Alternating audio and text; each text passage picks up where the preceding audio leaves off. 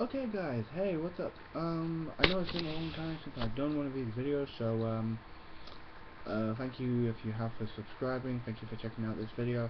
Just basically thank you for even clicking on this video and even looking. So yeah, anyway, here we go. I'm going to talk about some wrestling, which is I've not done in a little while. Because I just basically, a lot of the time I don't see a lot of the time to really talk about wrestling, or some of the time I just don't really have the time to really talk about it. But one thing I really want to talk about is something I've been really happy with, and that is something here in Britain that's been going on. And if you don't know about it, and you're a wrestling fan, I don't know where you've been, but the British professional wrestling scene has become, it's just become on fire right now. Um, Basically, I could, I don't know how to put it. Basically, the British wrestling scene has become so much more better over the coming years. Like, let me just take you on a little trip way back when British wrestling was known for. There was a British company called World of Sport. Now, I know what you're thinking. Sounds like a World of Sports, like different sort of things from different countries. No, this was just British pro wrestling, but you had names like Giant Haystacks, you had Big Daddy Shirley Crabtrees, and these two had an amazing rivalry. These two just didn't like each other at all, and they were big guys. If you haven't seen them, go and look at World of Sport and check them out.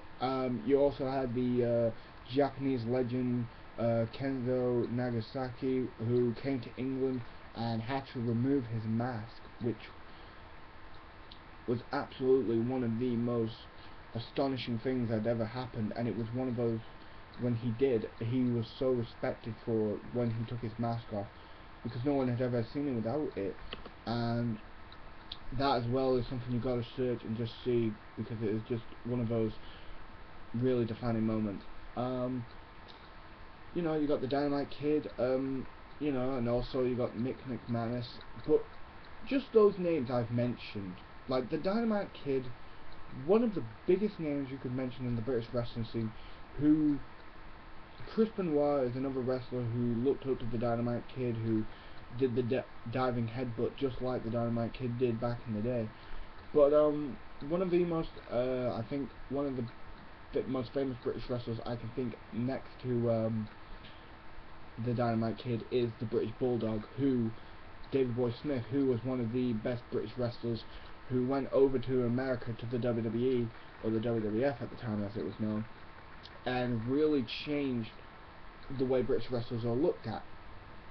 I mean, he and Bret the Hitman Hart had an amazing match at SummerSlam for the Intercontinental Championship. It was a main event, and I feel, and I think a lot of people would feel the same way as I do, that British Bulldog should have become a WWF champion, you know, long before he passed away, which is such a shame, because he loved professional wrestling, and I'm sure he would have made a fantastic WWF champion.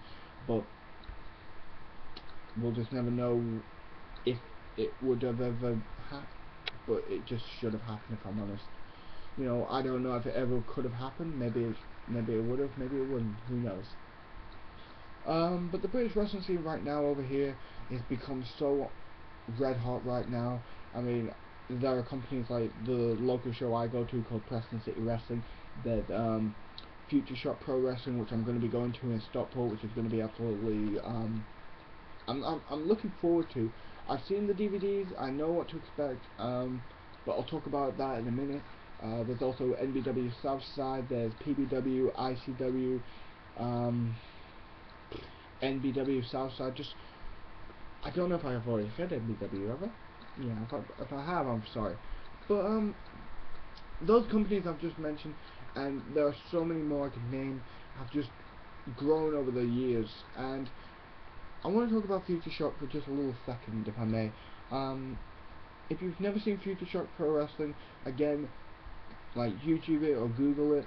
It's been around for a while. It's one of those well-established promotions, and it's just a UK promotion. It's basically this is going to be its 60th show, so it's Future Shock 60, which I'm looking forward to Jack Gallagher versus CJ Banks for the Future Shock World Title, which is going to be brilliant. But I think Jack Gallagher is going to retain because they probably want to have him taking on David Richards for the Future Shock 61 International Showdown. Which I really, I probably won't be there because obviously I'm going to be going to Preston City Wrestling in August. So, you know, and well, basically, when I see the DVDs of Future Shock, I actually thought to myself, well, I know what I can see. Like, this is a promotion that's basically centered around, you know, appealing to children. It's more like a family show where it's just basically there's no real strong language where it's like, you know, boo, you suck and all this stuff. It's like WWE PG, you know what I mean? I'm just going because I'm waiting for Preston City Wrestling in August, which is going to be absolutely fantastic, which has grown. This is actually going to be Preston City Wrestling this is going to be its actually 1 year anniversary in August, so it'll be 1 year since PCW first started, which was in 2011. I was there with my best friend, who I think can vouch for me as well, saying it was an absolute fantastic show. Really enjoyable. Colt Cabana and Greg Burge, Team Shag, who were in the main event against Project Ego, and absolutely fantastic. But the British wrestling scene, like I've said, has been on red hot lately. I mean, I could refer to one of the greatest matches I've seen, which was El Ligero versus Akira Tozawa in Preston City Wrestling. This wasn't a blood feud. This wasn't a submission style match. This was two of the best in their promotions. Like, you got Akira Tozawa, best in Dragon Gate, coming over to the UK, to Preston, to take on the UK's #1, the Mexican sensation El Ligero. And these two had one of the best matches I had ever seen. I swear to God, I'm actually waiting for the DVD to come out just so I can sit and I can watch this over and over. And if you were there, you'll understand what I mean. If you weren't, you pretty much miss out big time. But it was such an amazing match, and I really found this one to be one of the best matches. But British wrestling to me has grown so much since the world of sports, since that era. I mean, you had the FWA, where it would be like the international superstars like CM Punk, Samoa Joe, Colt Cabana. These guys from America were coming to the UK.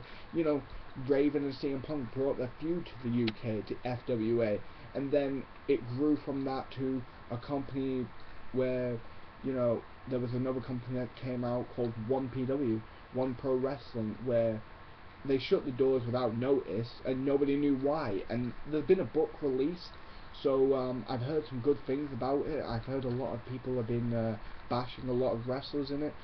So again, go and check it out, find out where you can get the book, and yeah, buy me a copy.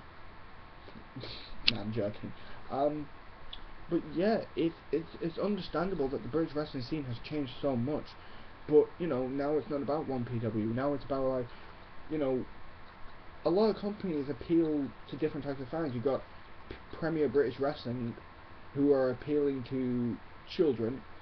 ICW, which is more like a bloody adult company, which is very blood fueled and very aggressive crowd. Sort of like I would describe an ECW sort of vibe, if I'm honest. Preston City Wrestling has a good balance of, you know, it's a lot for the kids and then a lot for the wrestling fans and the adults. And then you got Future Shock Pro Wrestling. Really, I would say it's more like it looks like a pensioner sort of promotion, if I'm honest. I'm sorry if anyone out there has gone to Future Shock and will disagree with me. I'm sorry, but I'm gonna say it looks like a pensioner's fucking promotion. You just got, you know, you got kids going there. You got looks like 8-year-old pensioners who are going there as well. And that's just my thoughts, you know. And then finally, you got a promotion I've only been to once, and that was in Preston. but that was the only reason I could go to it, because it was in Preston, and now it goes to places like Nottingham and Nottingham and all these lot of places. Is of course NBW Southside. To describe this promotion, I would say it's a very mixed. It's a very good promotion. From what I've seen of the matches they book, like I was only there the once, like I said, it was a really good show. I really enjoyed it. It's what got me into pro wrestling again. It's what brought my love back for pro wrestling.